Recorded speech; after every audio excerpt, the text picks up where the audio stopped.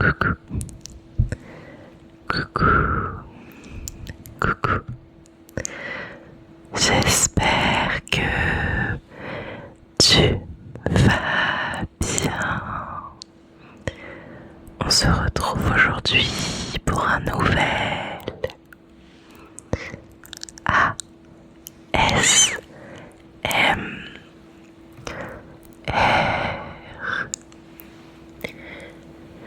Et aujourd'hui, nous allons voir ensemble ces choses qu'on ne sait pas. Je suis de nature très curieuse et j'adore faire part de mes découvertes. Donc aujourd'hui, nous allons voir ensemble que le monde regorge de secrets fascinants et de faits insolites qui échappent souvent à notre logique, surtout quotidienne. De la faune mystérieuse aux bizarreries historiques. Notre planète cache des réalités surprenantes que la plupart des gens ignorent.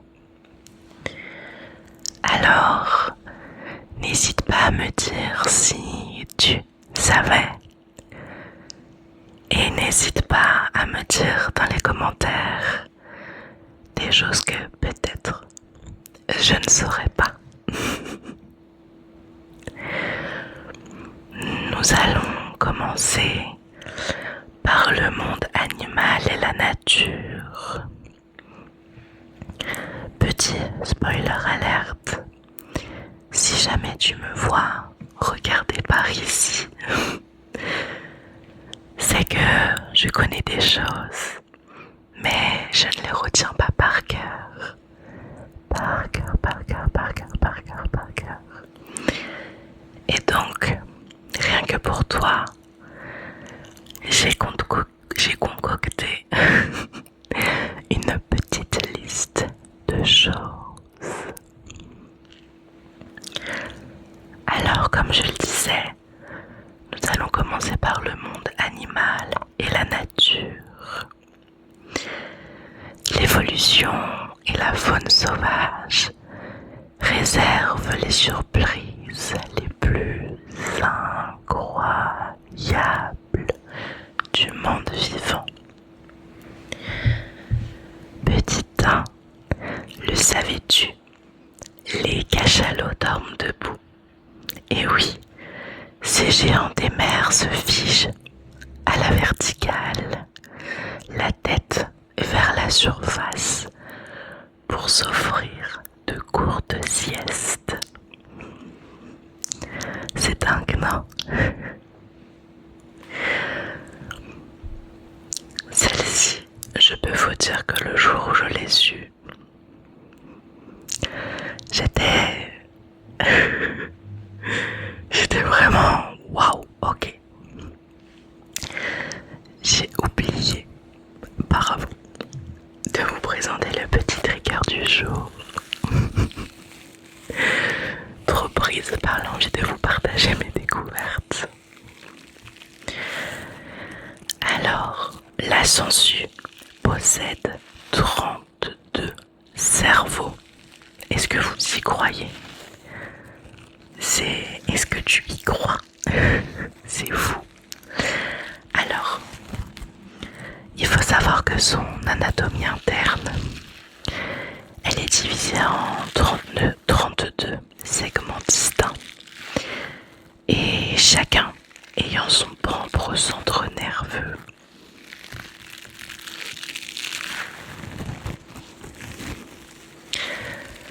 Donc, 32 cerveaux finalement.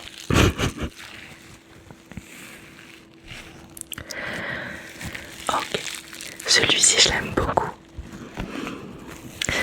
Les acacias communiquent entre eux En Afrique, les acacias communiquent entre eux. Ils émettent des gaz pour alerter leurs congénères et inciter ainsi à produire le tanin toxique qui les protège des prédateurs affamés ou des animaux affamés, vu qu'il n'y a pas que des prédateurs, du moins. Normalement, aucun animal ne mange d'arbres. Normalement.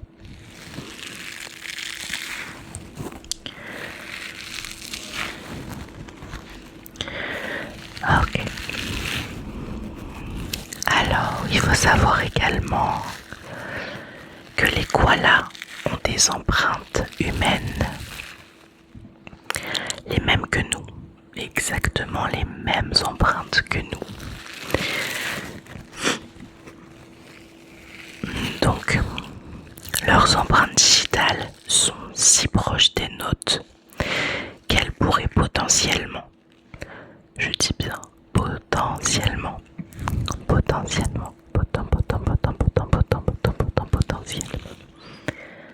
tromper la police scientifique.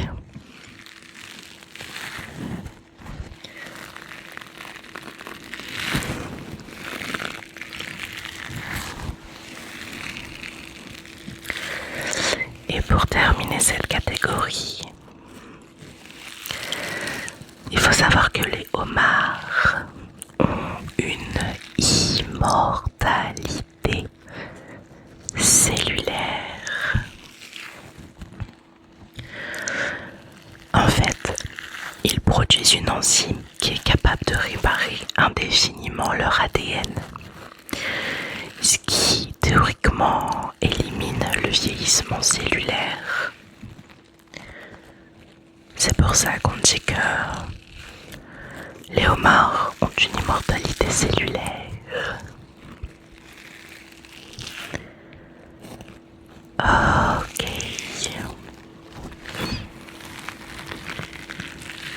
Petite pause trigger.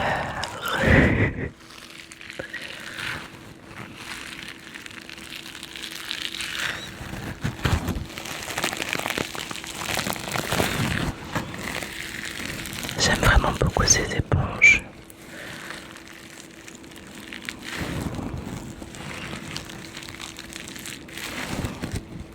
Quoique je la massacre un peu.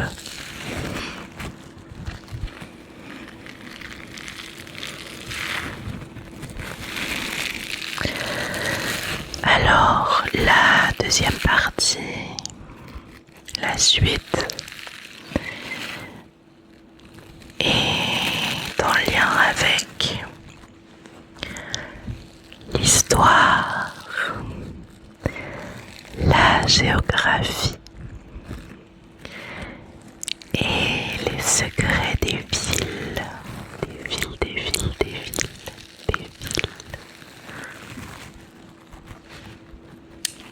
Donc, les civilisations et les frontières urbaines, elles cachent des détails historiques qui sont souvent oubliés. Par exemple, le savais-tu? Pour ceux qui auront la rêve. En général, c'est le saviez-vous? À Paris, il n'y a aucun panneau stop. Le dernier panneau de signalisation stop de la capitale française a été retiré en 2013. Alors, j'ai lu que il était possible que ce soit 2016, mais sur les papiers, c'est écrit 2013, donc entre 2013 et 2016 finalement.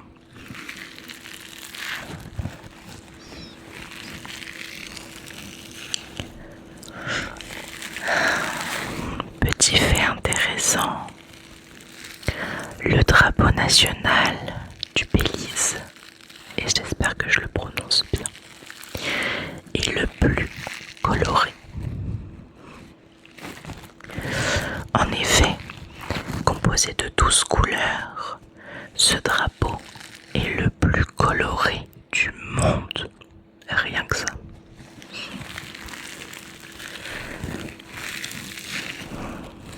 si tu le savais.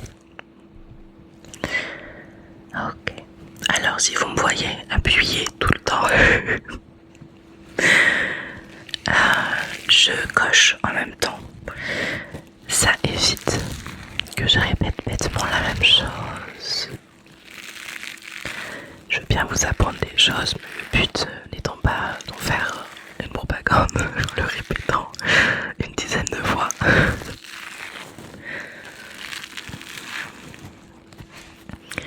Ok, retournons à Paris. Il y a un bunker, sous l'hôtel de ville. Les sous-sols de la mairie de Paris abritent un véritable bunker. N'hésitez pas à me dire comment ça se prononce. Mais aujourd'hui, il est utilisé comme lieu de stockage. C'est triste. C'est vraiment regrettable. Alors je pense qu'un jour, si jamais il y avait de nouveau la guerre en France, je me dis que le bunker serait sûrement utilisé de nouveau pour abriter des habitants. Du moins, j'espère.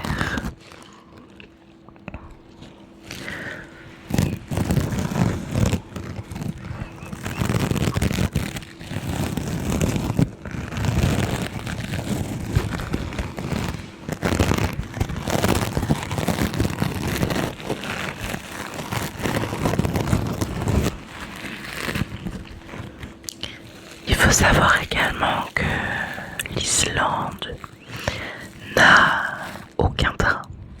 Aucun. C'est le seul pays d'Europe à ne pas posséder de réseau ou de système de transport ferroviaire public. Il n'y en a vraiment aucun. Donc il faut savoir que tout ce que je vous raconte,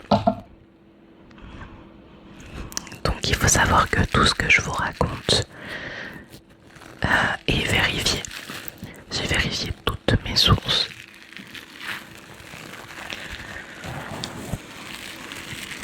Puisque si je n'avais pas vérifié mes sources, l'une des prochaines vidéos que je vous prépare aurait été catastrophique de mensonges.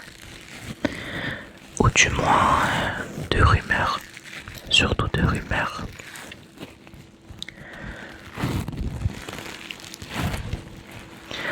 Vous savez comme à l'époque les rumeurs ça courait partout, très vite surtout. Pourtant elles n'avaient pas internet. Mais ils étaient quand même bien plus commères que nous aujourd'hui.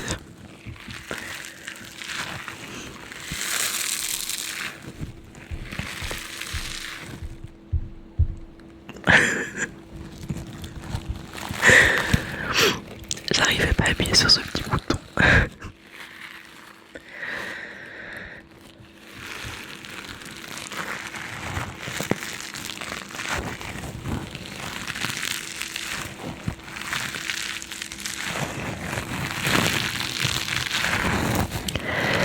Ok, alors, avant-dernier fait, concernant cette deuxième partie,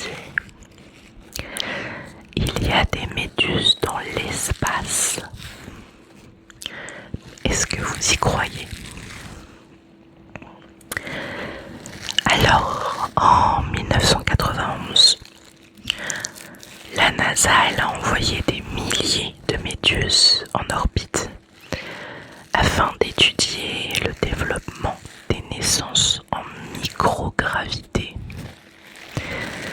C'est quand même dingue.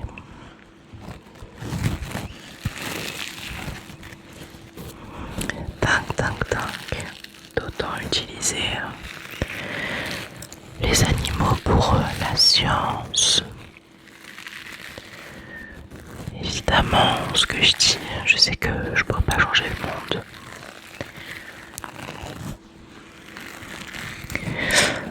Mais personnellement, je trouve ça fou. Complètement fou.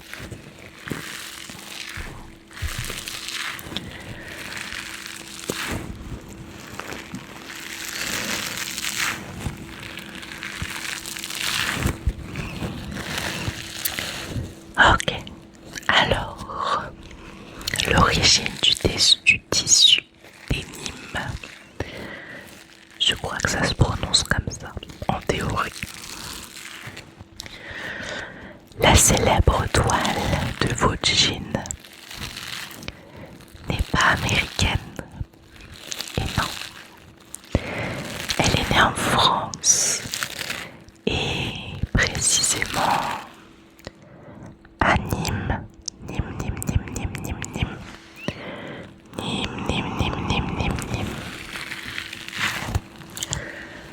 Est-ce que tu le savais?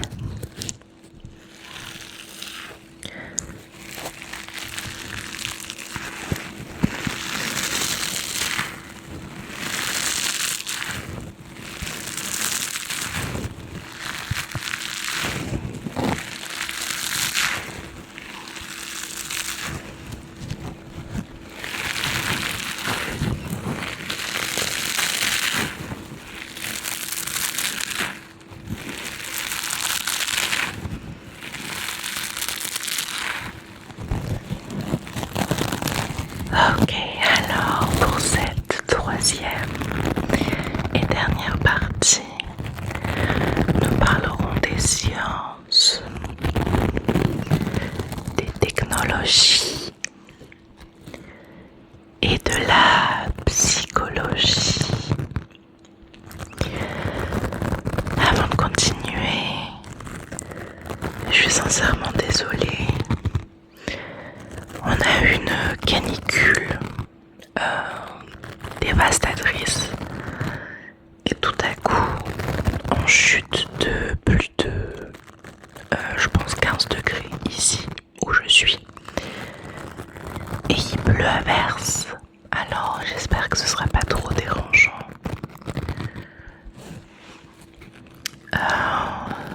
La pluie chasse vraiment comme ça. Et donc j'ai baissé les volets en prévoyance pour éviter que ça tape sur les carreaux.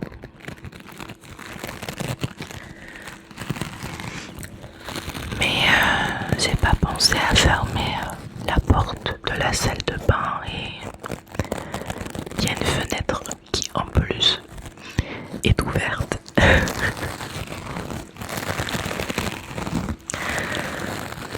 Croisons les doigts, elle est ouverte en oscillobattant.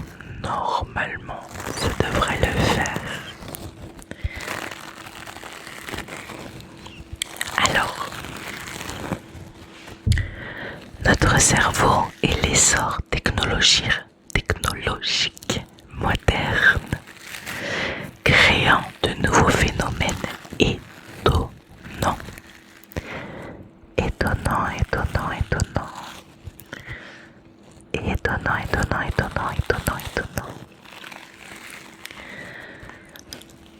Alors,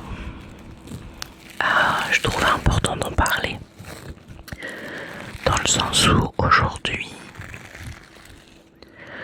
je pense que c'est l'une des technologies les plus utilisées. Parce que je peux vous dire que j'en vois et je pense que je ne suis pas seule. Je pense que toi aussi, tu en vois beaucoup. Peut-être que toi aussi tu en utilises.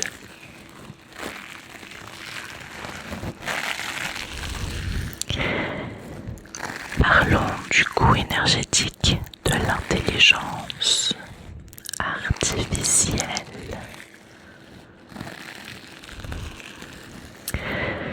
Une seule requête formulée, par exemple sur ChatGPT,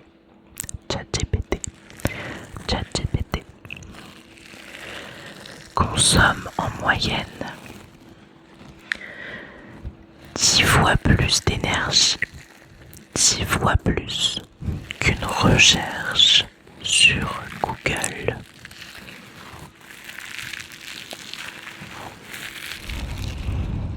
C'est pas la première fois que j'entends une simple recherche, oui. Mais je sais qu'il y a une grosse polémique, notamment sur la génération d'images.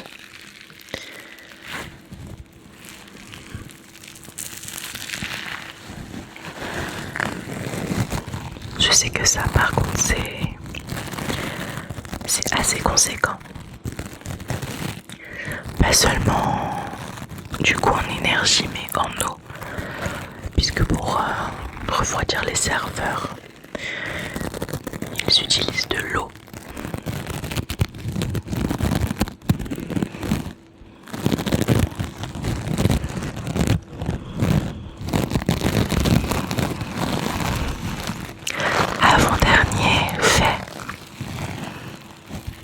Avant-dernière chose que tu ne sais peut-être pas, l'effet Mandela nous manipule, ou du moins qui nous manipule. Alors, c'est un phénomène psychologique qui pousse des milliers de personnes à partager un faux souvenir collectif. Je perds des bouts d'éponge. Oh, excusez-moi. Et notamment un faux souvenir collectif très précis. Comme le fait d'imaginer à tort que le bonhomme du Monopoly a un monocle.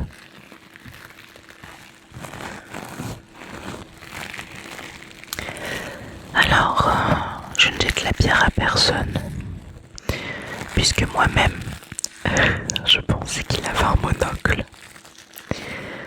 Je pense que c'est vraiment la tenue d'antan qui fait que on est persuadé, vraiment persuadé que il a un monocle, le chapeau, le costume, 2 ou 3 pièces, la canne.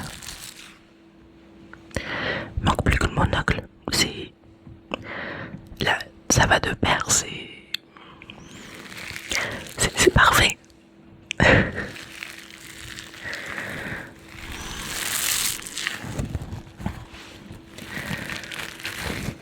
Ok.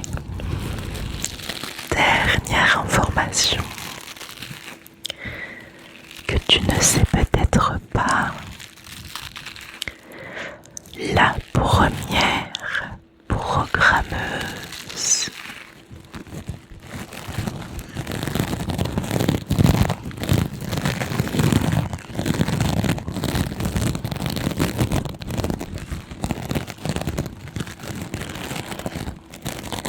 je fais durer un peu quand même pour mon plaisir, pour le tien. Alors je pense qu'on verra, mais ça c'est quand même vachement assombri.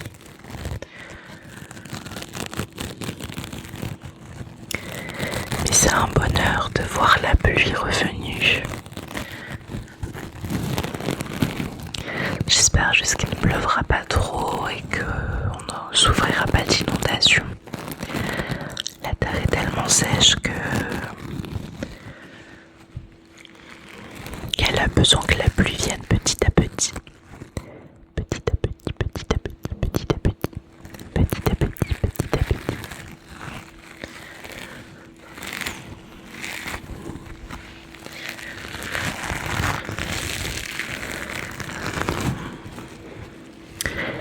Alors, donc la première programmeuse fut Ada Lovelace. À la base, c'est une mathématicienne anglaise qui a rédigé en 1843 le premier algorithme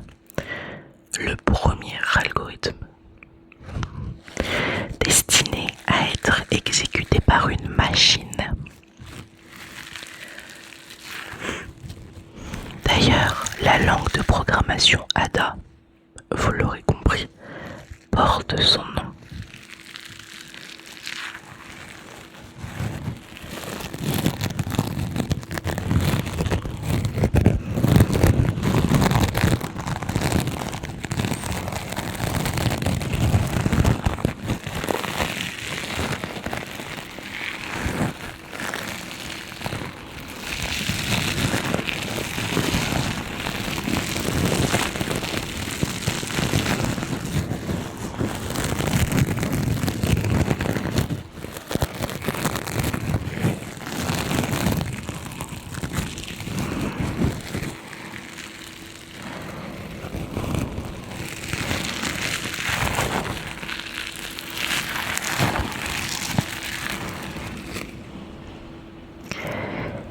Et voilà,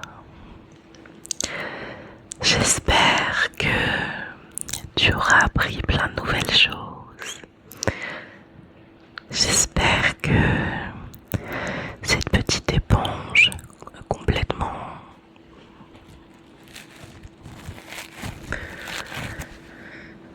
c'est mieux. Donc complètement tuée par mes doigts. T'auras détendu.